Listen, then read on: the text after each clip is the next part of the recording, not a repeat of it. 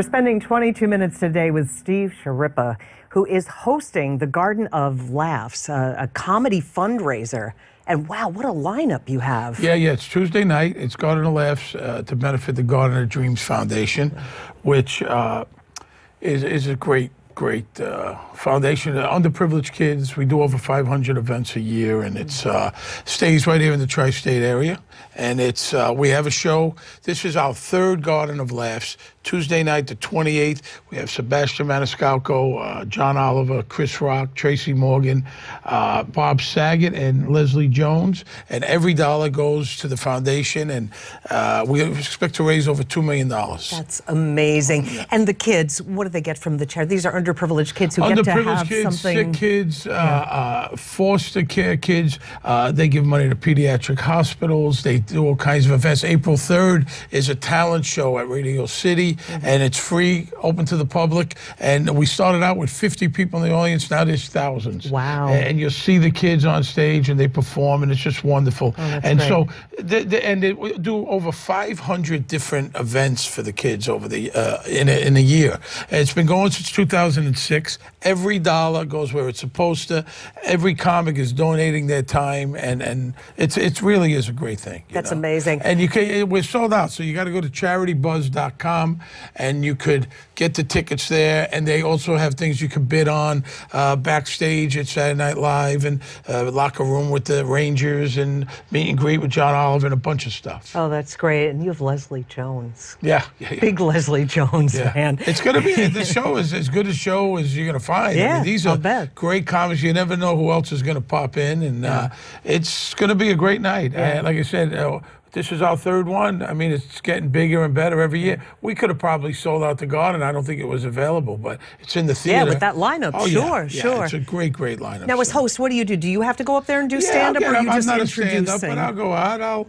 I'll keep things moving, you know what I mean? But I come out, I say a couple things, and then I'll keep popping out, and then there's some presenters bring on the comics. So it's going to be a whole bunch of different. Matt Lauer, I know, is there, and Katie Couric, and I'll put my 2 cents in, but I'm not a comic, so let them be funny. You got 6 or 7 people that are going to be wonderful. They don't need me. Yeah, I would think for them, there's got to be a lot of pressure.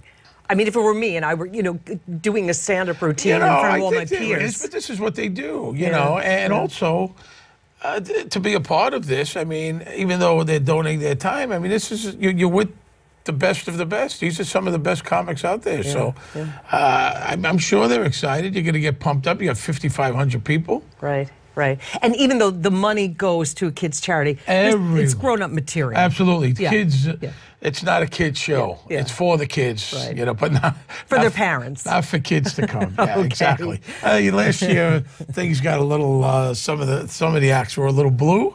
Yeah. It was very funny, and I would imagine some of these guys, I don't know, you never know what they're going to do. So, Right. Bob Saget is known as Dirty Daddy, I think his book was. So Bob is kind of a blue comic. I was going to say, he's not going to keep it clean. No, I would imagine. Despite the Full House stuff. But no one's asked to keep it clean. Right. Do your thing. You know, that's have why fun. you're there. Right. Absolutely. Have a lot of laughs. There's nobody telling you what to do, what not to do. Hey, you're doing us a favor so we can give money to kids. Go have fun.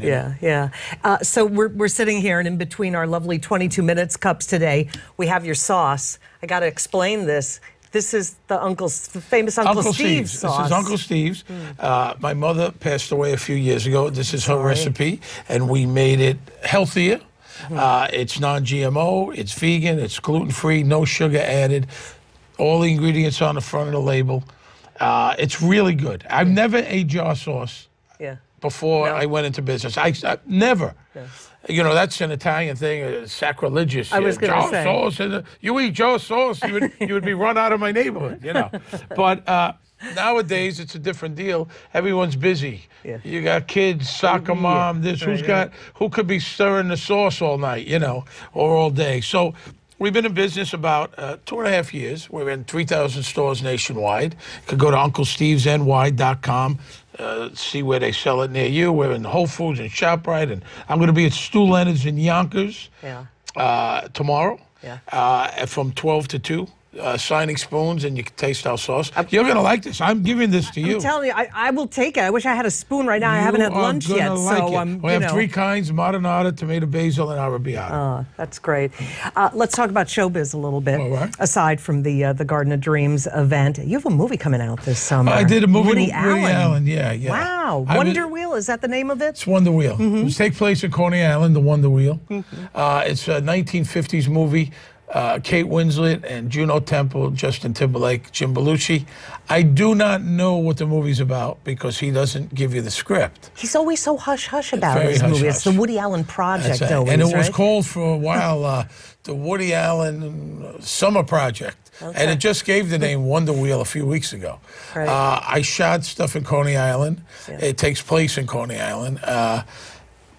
It's 1950s. That's all I can tell you. So you just go and you shoot your scenes, and you know your lines, and you know only that scene. You don't know what context it's in. Is that hard to do? You know, yes and no, but not really. I mean, you know, a lot of times when you're doing something, well, you usually read the script, but sometimes, believe it or not, some actors just care about what they're doing on their own anyway. But yeah, I guess it might help, but I don't think so. I mean, this is the way he's been doing it for 40 years, so he's doing something right. Yeah, you know? I guess so. I mean, he knows exactly what he wants. I mean, he wrote it.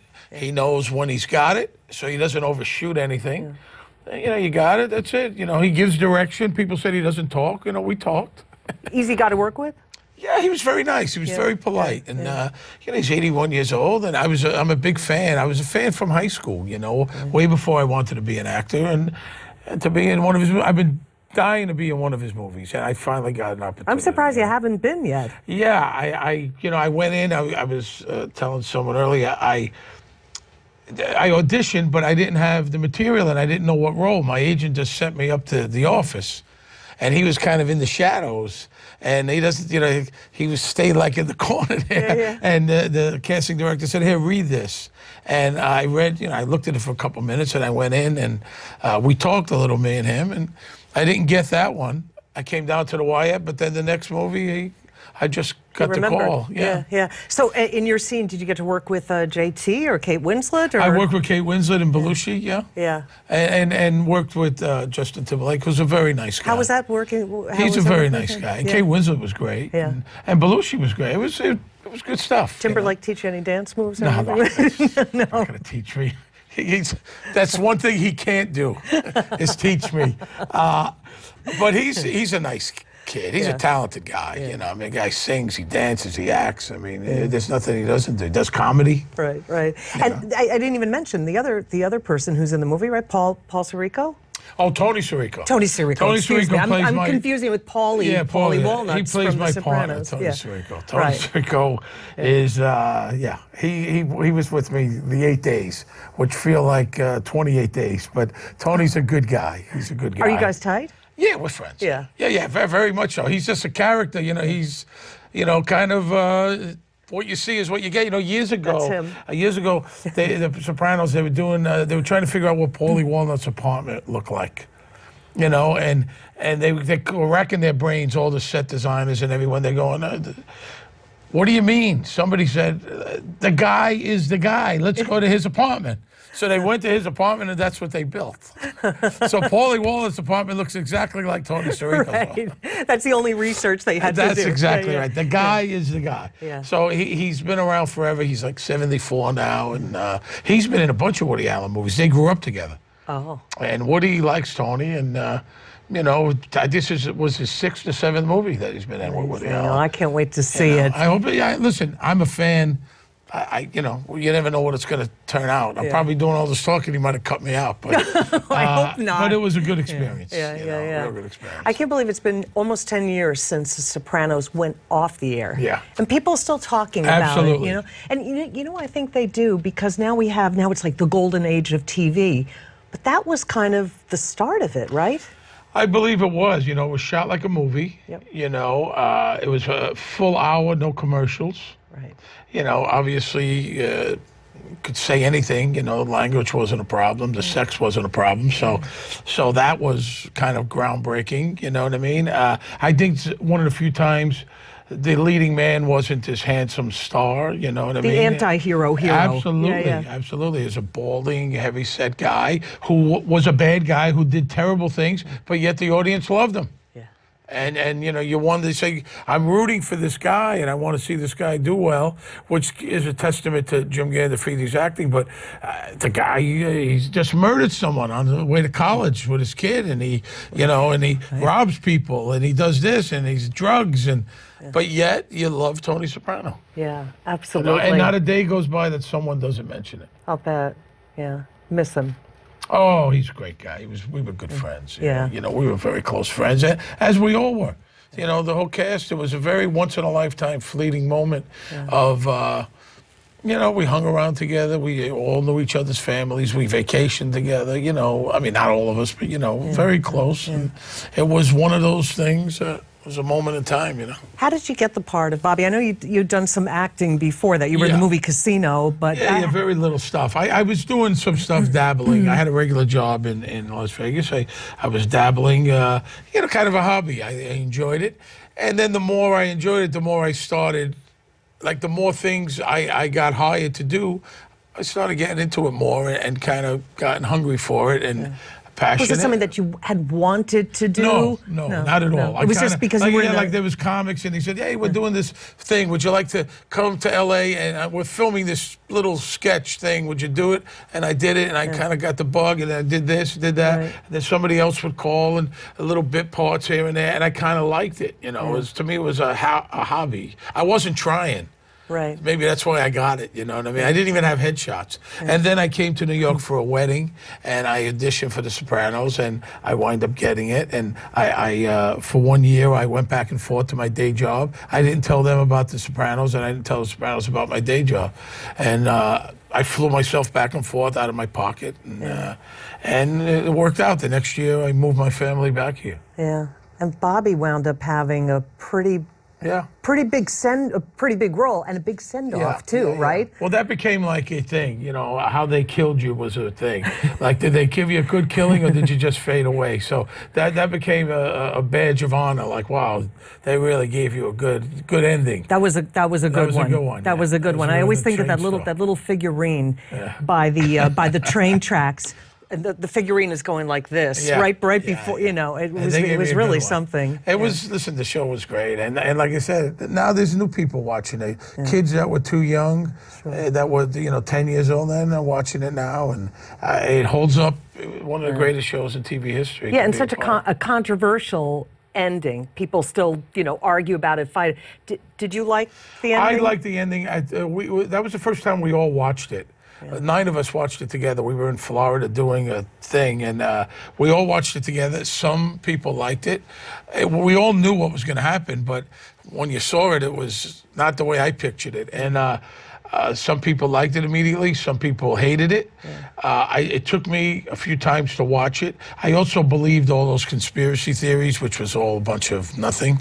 And so I kind of got caught up in that. But there was no multiple endings. It was what it was. It was what it was. And I think it's great. What do you think happened to Tony? I think beyond Tony's that? alive and well and living in New Jersey, and his family's doing okay. Okay. That's what I think. I don't think anything happened to him. What you saw is what you saw. There was no guy out of the bathroom and none of this and none of that. I used to joke that he choked on an onion ring, but... Oh, God. That would be a send-off, right? So there was all this talk, you know, I think people they were so in love with the series, they didn't want it to end. So then people start saying, well, can't you do a movie? And then, of course, the death of James Yeah, Gandolfini. I don't know if there would have been anyway, you know, to be honest. I don't know. Maybe, you know, I never say never, but of course, once Jim passed away, that was the end of that. It wouldn't make any sense, but I don't think so. You know, listen, the show could have continued if they wanted. It was hotter than ever. You know? How about and then other people say, oh, how about a prequel? You know, that might be maybe one with babies. I'll just see me in a diaper running around with a cigar. Would you like that, Bridget?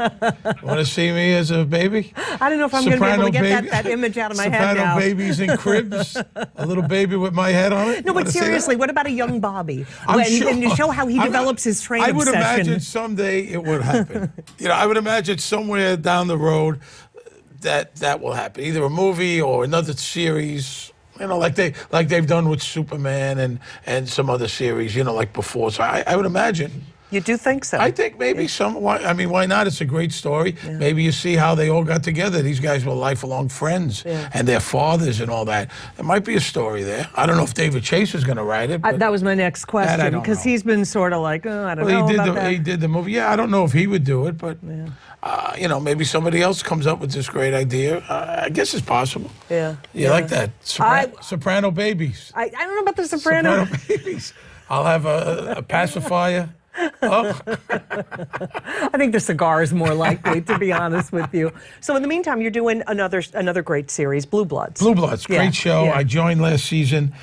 They signed me on to 20 episodes this season. Oh, nice. I play a good guy, a DA investigator, Brigitte Moynihan, who I love working with, and Tom Selleck and Donnie Wahlberg. Great cast. Shoot all over New York City, and we're shooting the finale this week because we've been shooting since July. So great show. Just got picked up for an 8th season. I'm very happy to be part of it. Yeah, that's another great.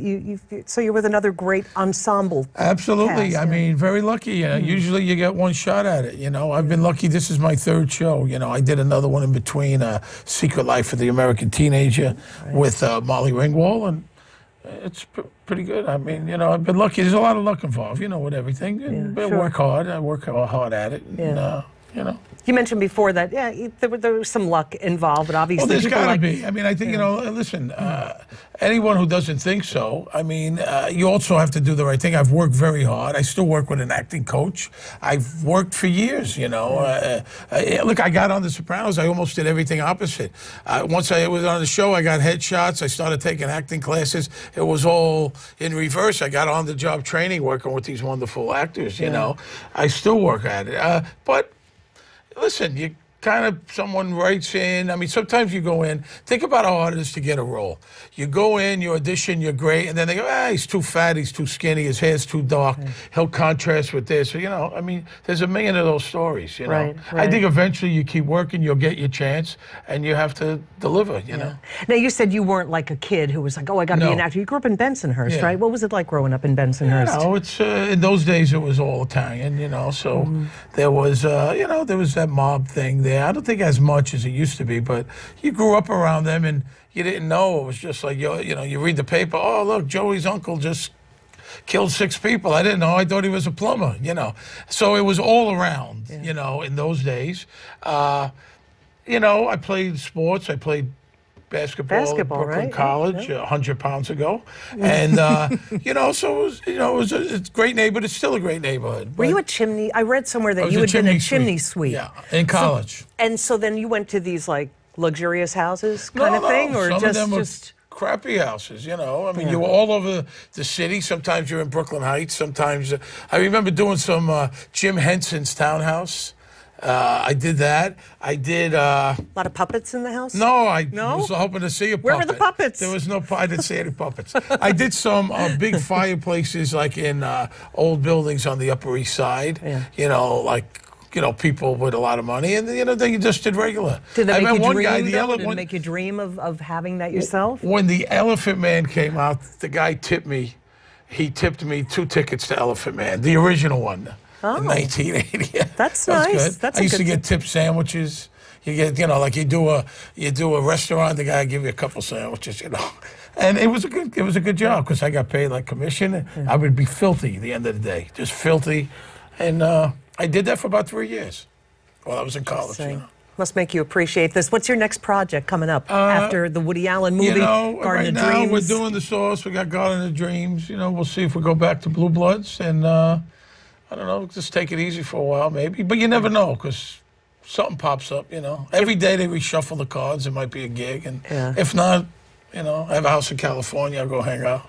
Not so bad. I think I'm doing Battle of the Network Stars. They're bringing that back. Yeah, we had a story about that the other day. No, sir, are you doing that? They just asked me to do it, yeah. Oh. I hope they don't ask me to, like, run a relay, because that ain't going to happen. They might. Richie, isn't that what they used to do? I hope not. I hope there's something... I don't want to date myself too much, but I remember that show from the 70s. They were very competitive. It was athletic. Robert Conrad, Farrah Fawcett, Heather Locklear. And they're bringing it back on ABC. And they called me, I think it was yesterday or the day before. I think I decided I'm going to do it. You got to do it. I got to, you know. Yeah, you could Tug be, of war. you could be Baby Bobby in the diaper on In a the bicycle diaper. or something. I don't There know. you go. I like it. I like the way you think of it. I have one last question for you, Steve. We always ask people, because I got to spend 22 minutes with you. If you could spend 22 minutes with anybody, who would you want to spend 22 minutes with? We like to You know what? I like think to my stump grandfather. people. I think my grandfather. Yeah. Am I supposed to say somebody famous? No, you can I'm say not whatever you enthralled want. by anyone famous. I knew Frank Sinatra. That would be the only guy. I've spent 22 minutes with him. I knew him a little bit. My grandfather, because, you know, I was young, and he was a really nice guy, and I didn't know him that well. He died when I was like 11, you know, and I would like to, you know, spend time with him. Have known his story a little bit Yeah, better. because I don't really know it. You know, I don't really know it that well. And I think he was a really, really good guy. Like, I would walk around, I was telling my wife a few days ago, I walking around the streets of Bensonhurst, and I would just bump into him. Like, he was, you know, in the neighborhood, and he would always give me a quarter. Which was no big deal now, but back then you could actually buy something. That was an okay amount of buy money. a couple of Hershey bars, you know. Sure. And I think that's, if I have my 22 minutes, that's what I would spend. I think that, you know, we had the Cardinal in here a week or so ago, and he said his mom, so it doesn't have to be anybody famous. But, well, listen, we look forward to the Garden of Dreams. Tuesday night, please go to CharityBuzz.com. Please come April 3rd to our talent show at Radio City, free. And Uncle Steve's, I know what I'm going to serve for dinner. You're going to like this. Are you supposed to call it gravy? No. You don't have to call it gravy? Gravy to me is... gravy, brown. Yeah, but it's also Sunday sauce with the sausage and the meatballs and the braciole. This is sauce. You could do a lot with it. Make chili with it. Bloody Mary, make a soup with it. It's not just for pasta. Okay. You can do a lot of things. Now you're thinking about pouring vodka in it. I'm looking at it a whole different way. Steve, thank you so much for pleasure, coming in. What a pleasure. Pleasure. Nice.